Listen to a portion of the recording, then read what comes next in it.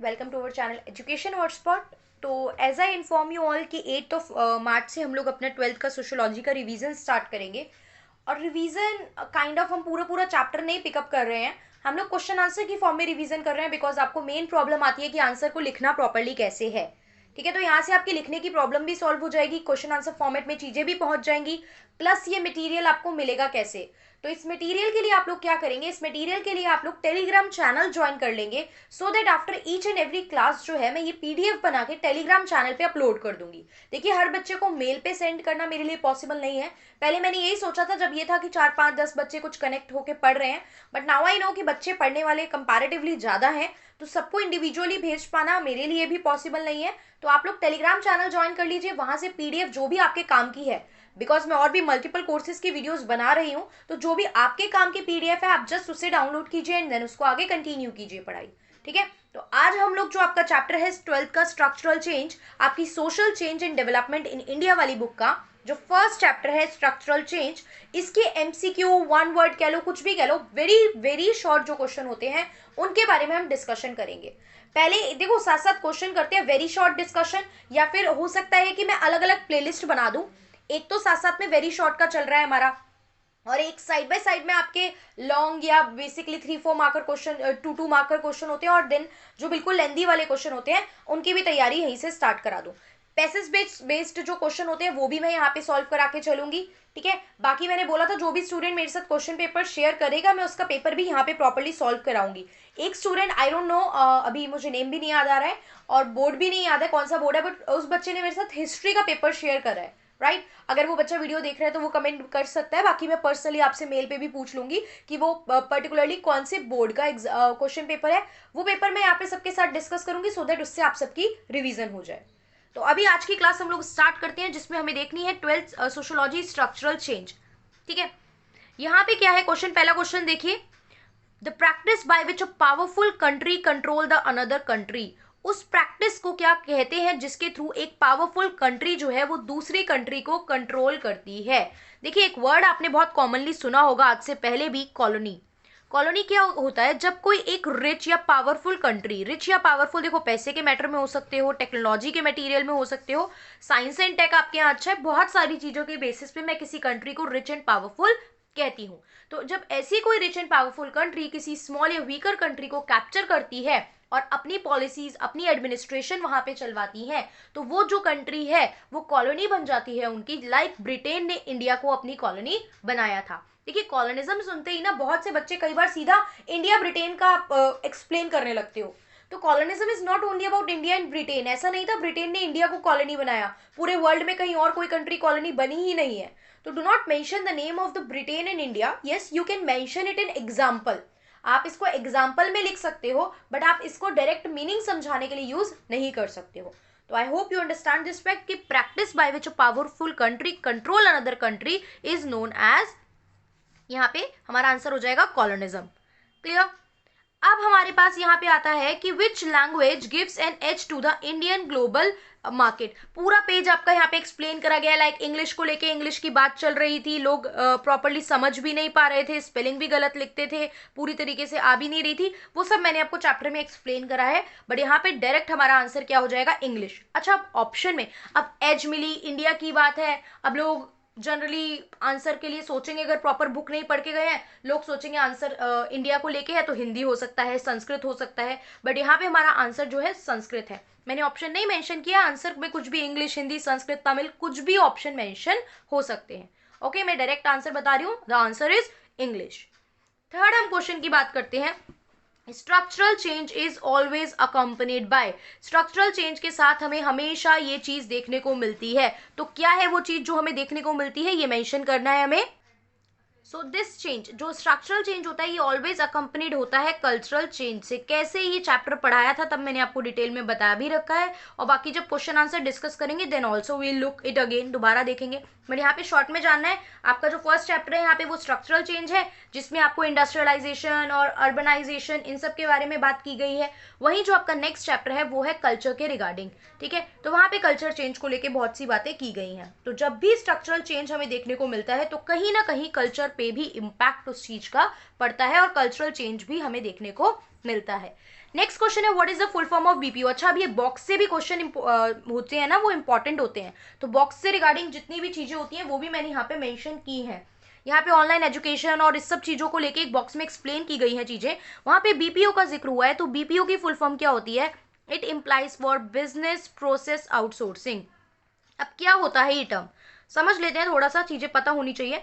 Business process outsourcing, देखो अपना outsourcing का मतलब पहले हम देखेंगे, जब हम अपना काम, मैं फॉर एग्जांपल कोई भी एक कंपनी हूँ, एक ऑर्गेनाइजेशन हूँ, एक संस्था हूँ, मेरा मेन काम फॉर एग्जांपल टीचिंग है, मेरा काम है पढ़ाने का। अब बहुत सारी और चीजें होती है, लाइक देखो I am using this medium, मैं ये ऑनलाइन मीडियम यूज करके आपको पढ़ा रही हूँ। आपको पता है बहुत सारी और भी चीजें होती हैं जो इसके साथ एसोसिएटेड होती हैं, लाइक टेक्निकल सारी चीजें हैंडल करना। अभी तो देखो we are not working on at a very high level की हमारे पास बहुत टेक्नोलॉजी यूज हम कर रहे हैं, बट स्टिल जो बड़े लेवल पे काम कर रहे हैं उनका एग्जांपल माइंड में रख लो कि उनके पास प्रॉपर टेक्निकल चीजें होती हैं, बच्चों के मेल हैंडल करने हैं। अगर मेन जो पढ़ाने वाला पर्सन है वही सब काम करने लग जाए, देखो ऑल्दो अभी मैं बोल रही हूँ हम लोग तो छोटे लेवल पे हैं, तो I am managing all the things, तो यहाँ पे अगर पढ़ाने वाला इंसान ही सारी चीजें ये काम करने लग जाए कि बच्चों के मेल मैनेज करना, रिप्लाई करना, नोट्स अपलोड करना, ये सारी चीजें, तो पढ़ाने वाला मेन काम जो है ना कहीं ना कहीं पिछड़ जाएगा और उसमें टीचर उतना टाइम नहीं दे पाएगा अपना। तो इसी तरीके से एक कंपनी में होता है, एक कंपनी के जो मेन काम होते हैं उसके अलावा बहुत से छोटे मोटे एक्स्ट्रा वर्क होते हैं। उसके लिए कंपनी बाहर से कुछ एक, या तो एक इंसान को, अगर छोटा स्केल है तो आप एक इंसान रखोगे, और अगर आप बड़े लेवल पे प्रोडक्शन या बड़े लेवल पे काम कर रहे हो तो आप कुछ पूरी टीम, फर्म को या किसी और कंपनी को वो काम करने के लिए दोगे। तो जब आप अपना कोई ऐसा काम जो कि मेन काम से रिलेटेड नहीं होता है, which is not directly related to the main activity, particularly जो भी आप काम कर रहे हो उसके, तो ऐसे काम को हम बोलते हैं कि हमने अपना काम आउटसोर्स करा लिया। वर्ड को डिकोड करो, आउटसोर्स, वर्ड क्या है? आउट एंड सोर्स, मतलब हमने किसी बाहर के सोर्स से, आउट सोर्स, बाहर के किसी सोर्स से ये काम जो है वो करवा लिया। और ऐसे लोग जो ये कंपनीज वगैरह ये काम करती हैं उनको बोलते हैं बिजनेस प्रोसेस आउटसोर्सिंग। क्लियर? आज की डेट में बहुत से बीपीओ में बहुत से लोग आपकी फैमिली में या आसपास नेबरहुड में काम कर रहे होंगे। हम सुनते हैं, देखो जनरली क्या होता है कि कहाँ काम कर रहे हैं हम लोग? बीपीओज में काम कर रहे हैं। तो ये चीज होती है business process outsourcing. Next question, the process by which economy started to use machinery और shift from the primary to secondary sector। तीन सेक्टर होते हैं हमारे, प्राइमरी जिसमें एग्रीकल्चर आता है, सेकेंडरी जिसमें इंडस्ट्रीज आती हैं, देन कम्स टर्शरी जिसमें सर्विसेज आती हैं, राइट। तो यहाँ पे पूछ रहा है कि ऐसा कौन सा प्रोसेस है जिसमें इकोनॉमी जो होती है वो मशीनरी ज़्यादा से ज़्यादा यूज़ करने लगती है और प्राइमरी से, एग्रीकल्चर से इंडस्ट्री की तरफ शिफ्ट होने लगती है। तो उस प्रोसेस को हम कहते हैं क्या? इंडस्ट्रियलाइजेशन। की इकोनॉमी में क्या हो रहा है? इंडस्ट्रियलाइजेशन हो रहा है, राइट। तो ये प्रोसेस होता है इंडस्ट्रियलाइजेशन। नेक्स्ट क्वेश्चन है the process of transforming a backward thinking society towards a forward looking one. आपकी सोसाइटी बैकवर्ड थिंकिंग है, टेक्निक्स जो है वो पुरानी है, उसको मॉडर्नाइज करना है, इंफ्रास्ट्रक्चर प्रॉपर पहुंचाना है, तो this concept is particularly known as urbanisation. यहाँ पे हमें क्या देखने को मिलता है? अर्बनाइजेशन देखने को मिलता है हमारी सोसाइटी में, हमारी इकोनॉमी में। क्लियर? देखो दो चेंजेस की बात ही की गई है पूरे चैप्टर में, अर्बनाइजेशन की बात की गई है और आपकी इंडस्ट्रियलाइजेशन की बात की गई है, तो इस चीज पे हम लोग फोकस करके चलेंगे। अब नेक्स्ट क्वेश्चन जो हमारे पास है वो है which of the following is not the feature of capitalism. देखो ऐसे क्वेश्चन में मुझे ऑप्शन देने की जरूरत पड़ी, बट जिसमें डायरेक्ट है वहां मैंने ऑप्शन नहीं दिए हैं। तो इनमें से कौन सा डायरेक्ट फीचर है कैपिटलिज्म का? आपको पता है कैपिटलिज्म क्या होता है और सोशलिज्म क्या होता है? कैपिटलिज्म इज द प्रोसेस जिनमें प्राइवेट पीपल काम करते हैं, ठीक है, प्रॉफिट कमाने के लिए काम करते हैं, गवर्नमेंट जो है वो इंटरफेयर इतना यहाँ पे नहीं करती है, प्राइस जो है वो डिमांड और सप्लाई से आप लोग डिसाइड करते हो, वो भी कैसे? इस तरीके से डिमांड करवाता है, इस तरीके से सप्लाई कर जाता है, जहां पे भी ये इंटरसेक्ट करते हैं हम कहते हैं ये क्या हो जाता है? This is the main point of equilibrium. तो यहाँ पे ये जो पॉइंट है हम ये प्राइस रख देते हैं, तो इस तरीके से डिमांड एंड सप्लाई के थ्रू प्राइस रखा जाता है। बहुत डिटेल में नहीं जाननी है, सब इकोनॉमिक्स से रिलेटेड टर्म्स है, बट हमने देखा कैपिटलिज्म में ये फीचर होते हैं। तो वो पूछ रहे हैं कि यहाँ पे क्या फीचर नहीं होता? अर्निंग ऑफ प्रॉफिट, बिल्कुल ये तो होता है ना कैपिटलिज्म का फीचर। उसके बाद डोमिनेंस ऑफ प्राइवेट इंडिविजुअल की अगर बात करें तो बिल्कुल प्राइवेट लोग यहाँ पे फोकस करके चलते हैं, ये भी आपको बताया। Price determination by the market, अभी तो देखा डिमांड एंड सप्लाई, मार्केट में जितनी डिमांड है और जितनी सप्लाई है उस बेसिस पे प्राइस रखा जाता है, ये भी बात ठीक है। कॉन्टिन्यूअस गवर्नमेंट इंटरफेरेंस, क्या यहाँ पे कैपिटलिज्म में जब प्राइवेट लोग पैसा कमाने के मोटिव से आके काम कर रहे हैं तो क्या बार बार गवर्नमेंट अपनी पॉलिसी डिसीजन लाके यहाँ पे थोपेगी, क्या इंटरफेयर करेगी? बिल्कुल भी नहीं। कैपिटलिज्म में गवर्नमेंट का इंटरफेयर हमें देखने को नहीं मिलता। सोशलिज्म तो direct under the control of the government होती है, तो वहां तो फुल कंट्रोल गवर्नमेंट का रहता है। तो इसीलिए ये जो पॉइंट है, ये जो है वो कैपिटलिज्म का फीचर नहीं होगा। क्लियर?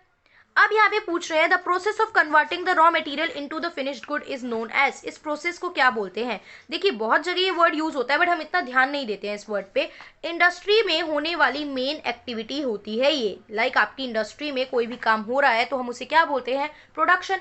उसमें आप कर क्या रहे हो? रॉ मटेरियल को एक जगह से लेके अपने पास मोबिलाइज करके आप एक पर्टिकुलर फिनिश्ड गुड रेडी कर रहे हो, तो ये प्रोसेस कहलाता है प्रोडक्शन। अब यहाँ पे क्या बोला है? Name the term that can be use to show the less government involvement in the economy.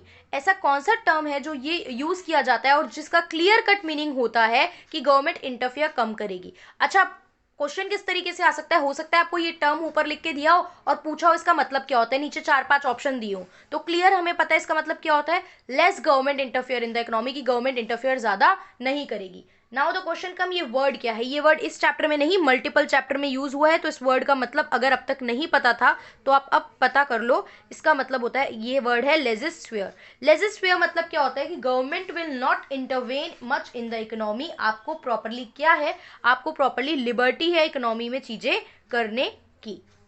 Clear? Next आता है which movement strengthen the loyalty to Indian national economy. ठीक है, ऑफ इंडिया की बात करें, बेसिकली ऑब्वियस सी बात है, याद रखना कि इंडिया में जो नेशनल इकोनॉमी थी, कि नेशन में इकोनॉमी रहे, ग्रोथ हो चीज़ों की, कौन सा मूवमेंट ये जो था वो चीज़ स्ट्रेंथन कर रहा था? तो ये था स्वदेशी मूवमेंट। स्वदेशी मूवमेंट क्या था? अपने देश का अपनाओ और विदेशों का जो है आप बॉयकॉट करो, बहिष्कार करो। बॉयकॉट मूवमेंट बेसिकली ये था ना। अब this is not the question here कि ये सक्सेसफुल रहा नहीं रहा, क्या प्रॉब्लम आ रही थी, हम 1 मार्क का डिस्कस कर रहे हैं, बट ये मूवमेंट क्या था? स्वदेशी मूवमेंट। जैसे आज की डेट में भी हम बात कर रहे हैं आत्मनिर्भर भारत। ठीक है, आत्मनिर्भर मतलब क्या होता है? Self reliant. आप खुद अपने यहाँ पे make in India, made in India वाला कंसेप्ट भी तो चल रहा है ना, मेक इन इंडिया पे, मतलब इंडिया मेड प्रोडक्ट को आप फोकस करो। तो ये चीज थी, मूवमेंट कौन सा था? स्वदेशी movement. Next question here is who believe that, ये इस जो स्टेटमेंट यहाँ मेंशन की है, इस बात पे कौन बिलीव करता था that modern and prosperous India was to be built, जो आपका मॉडर्न और प्रोस्पेरस इंडिया बनना चाहिए, that was to be built on an edifice of giant steel plant और gigantic dam and the power station. देखो dams वगैरह पे focus कौन कर रहा था उस टाइम पे? स्टील पावर प्लांट बनाने की बात कौन कर रहा था? तो ये चल रहा था जवाहरलाल नेहरू जी का कंसेप्ट, कि ठीक है हमको, मतलब ये गांधी जी की आइडियोलॉजी को भी फॉलो करते थे। He was in the favour कि चलो हमें क्या करना चाहिए, हमें इंडिया मेड चीजों पे फोकस करना चाहिए। ये बिल्कुल इस चीज से एग्री कर रहे थे, बट ये उसके साथ साथ ही थोड़ा सा वेस्टर्न और जो भी तरीके के डेवलपमेंट थे उनको भी नकार नहीं रहे थे। तो ये डैम कंस्ट्रक्शन और इन सब चीजों पे भी फोकस कर रहे थे। भाखड़ा नांगल पे जो डैम स्टार्ट हुआ था उस टाइम पे, ठीक है, तो वहां पे इनका क्या था? एक इंपॉर्टेंट रोल था इस आइडियोलॉजी के पीछे। नेक्स्ट क्वेश्चन जो हमसे यहाँ पूछा गया है, when did the national planning committee set up? National planning committee देखो बनी कब, हमें ये देखना है। नेशनल प्लानिंग कमिटी जो थी वो 1938 में स्टैब्लिश कर दी गई थी। Now what is the function, क्या कहानी, बिल्कुल भी नहीं देखना है। 1938 में इसको स्टैब्लिश कर दिया गया और कंपनी ने क्या करा, 1939 में आते आते अपना काम स्टार्ट करा। 38 में स्टैब्लिशमेंट हो गई, वर्किंग जो थी वो स्टार्ट करी अगले साल तक आते आते 1939 तक आते आते। अगर कुछ भी पूछता है मतलब वर्किंग कब स्टार्ट करी या समथिंग, तो आपको 1939 बताना है, बट स्टैब्लिश कब हुई, सेटअप कब हुई, तो 1938 में हुई। इस जो कमिटी बनी थी नेशनल प्लानिंग कमिटी, इसके चेयरमैन कौन थे? तो हम इसके चेयरमैन की बात करें तो इसके चेयरमैन अगेन जवाहरलाल नेहरू जी थे। उसके बाद इसके जनरल एडिटर कौन थे? जो आपकी ये planning committee, national planning committee 1938 को स्टैब्लिश कर दी गई थी, इसके जो जनरल एडिटर थे वो थे के.टी. शाह। कौन थे? के.टी. शाह। देखिए 12th के जो भी बच्चे वीडियो देख रहे हैं वो प्लीज मुझे आफ्टर द वीडियो कमेंट करके बता दीजिए कि आप में से कितने लोगों ने टेलीग्राम चैनल ज्वाइन कर रखा है, सो दैट मैं मैक्सिमम स्टूडेंट के साथ नोट्स वहाँ पे शेयर कर सकूँ। ठीक है, तो टेलीग्राम प्रॉपर आप लोग इंस्टॉल कर लीजिए। पढ़ाई के रिगार्डिंग हम चीज़ें, बाकी भी तो इतनी ऐप हम लोग इंस्टॉल करते ही है ना, तो अपने बेनिफिट के लिए इतना हम कर सकते हैं आई गेस। तो आप टेलीग्राम इंस्टॉल कीजिए, एजुकेशन हॉटस्पॉट टाइप कीजिए, चैनल आप वहाँ पे ज्वाइन कीजिए और वहाँ से PDF कलेक्ट कीजिए, बट प्लीज़ उसको ज्वाइन आप लोग जल्दी कर लीजिए। नेक्स्ट है MSA Rao explain how many type of impact of villages by urbanisation in India, कि कितने टाइप ऑफ विलेजेस हैं जिन पे अर्बनाइजेशन का इम्पैक्ट पड़ा है। तो अब देखो ये तो पूरा पैराग्राफ है आपकी बुक में, जो आपका पेज नंबर 13 होगा ना, उसमें पूरा पैराग्राफ लिखा है। ये मैंने शायद अपने मतलब जो वीडियो बनाई थी, अगर आप लोगों ने फॉलो करी है तो आपने वहाँ पे डिटेल में भी पढ़ा होगा कि कितने टाइप के विलेज और क्या क्या बोल रहे थे वो उन विलेजेस के बारे में। तो 3 टाइप के विलेजेस की इन्होंने बात की है। वो डिटेल एक्सप्लेनेशन में आगे फर्दर क्वेश्चन आंसर फॉर्मेट में कर लेंगे हम लोग, और वीडियो में भी मैंने डिस्कस करी हुई है। अब प्लानिंग कमीशन कब सेट की गई, ऊपर जो थी वो प्लानिंग कमेटी बनाने की बात की गई थी, यहाँ पे प्लानिंग कमीशन की बात की गई है। तो प्लानिंग कमीशन 1950 में इस्टेब्लिश की गई, और प्लानिंग कमीशन को चेंज करके आज की डेट में आप क्या बुलाते हो, नीति आयोग बुलाते हो। क्या बुलाते हो, नीति आयोग, जो आपके 5 ईयर प्लान इस्टेब्लिश करते हैं। नाउ योर वर्क इज कि आप मुझे बताओ कि ये प्लानिंग कमीशन को नीति आयोग कब बनाया गया, और नीति आयोग की प्रॉपर नीति जो वर्ड है इसकी फुल फॉर्म क्या है। क्लियर, पूछ सकता है एग्जाम में इससे भी रिलेटेड क्वेश्चन। सिर्फ ये नहीं कि जो बुक में लिखा है आंख बंद करके वही पढ़ेंगे, जो चीज चेंज हुई है चीजें, जो करंट से रिलेटेड चीजें हैं, please consider that also.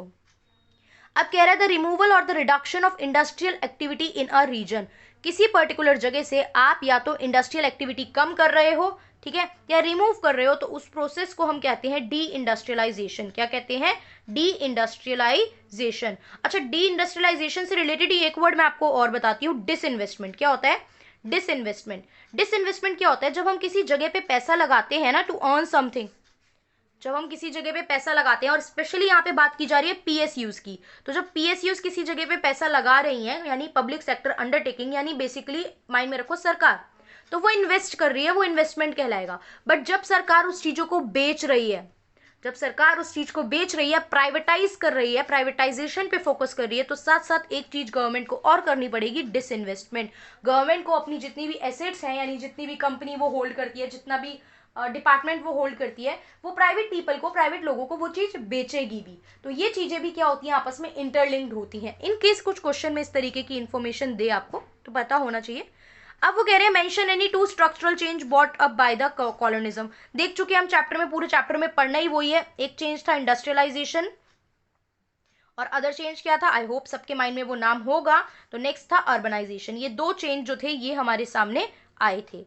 Next है why was the Bombay planned and redevelop. देखो ऑप्शन में बहुत सारे छोटे, मतलब एमसीक्यू फॉर्म में ही देगा, बहुत बड़ा नहीं देगा, और ये डिटेल में भी पूछ सकता है। तो बॉम्बे को प्लान भी करा गया और बॉम्बे को रीडेवलप भी किया गया। रीजन क्या था उस टाइम पे, तो बॉम्बे को प्लान और रीडेवलप करने वाला कौन, ब्रिटिशर ये काम कर रहे थे।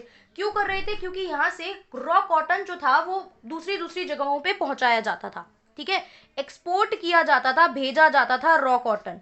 क्या करा जाता था, रॉ कॉटन एक्सपोर्ट किया जाता था, और अराउंड मतलब 1/3 ऑफ इंडिया का रॉ कॉटन जो था ना वो यहाँ से एक्सपोर्ट होता था। तो दैट्स वाई बॉम्बे को थोड़ा सा सेटअप करना हमारे लिए जरूरी हो गया था।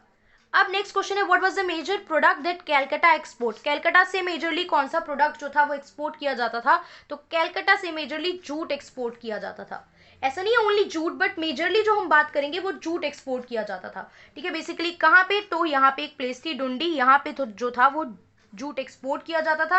मद्रास से में हम बात करेंगे ना, अगर अलग से क्वेश्चन बनाने की जरूरत नहीं है, क्योंकि बहुत सारे प्रोडक्ट है, तो मेजरली तो क्या ही पूछेंगे मद्रास में। तो मद्रास से आपकी कॉफी हो गई, शुगर, ये सब बुक में मेंशन है, कुछ अपनी तरफ से मैं यहाँ पे चीजें नहीं बोल रही हूँ। इंडिगो, ये सारी चीजें, कॉटन, ये सब मद्रास से एक्सपोर्ट की जाती थी। क्लियर, तो यहाँ पे इस वीडियो में मैंने मेंशन करे कुछ इंपॉर्टेंट एमसीक्यू जो स्ट्रक्चरल चेंज से रिलेटेड बन सकते हैं। बाकी नेक्स्ट हम कल्चरल चेंज के रिगार्डिंग देखेंगे। इसी फॉर्मेट में हम लोग रिवीजन करते हुए चलेंगे। आप लोगों को कुछ डाउट हो, कुछ सजेशन हो, आप कमेंट बॉक्स में बताइए।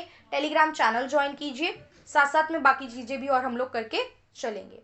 Okay, so this is all for this video. आपको जो भी डाउट हो, कुछ भी हो, वो आप मुझे कमेंट बॉक्स में बता सकते हैं। अभी जस्ट ये पूरी पीडीएफ मैं आपके टेलीग्राम चैनल पे अपलोड कर दूंगी। So thank you for watching the video.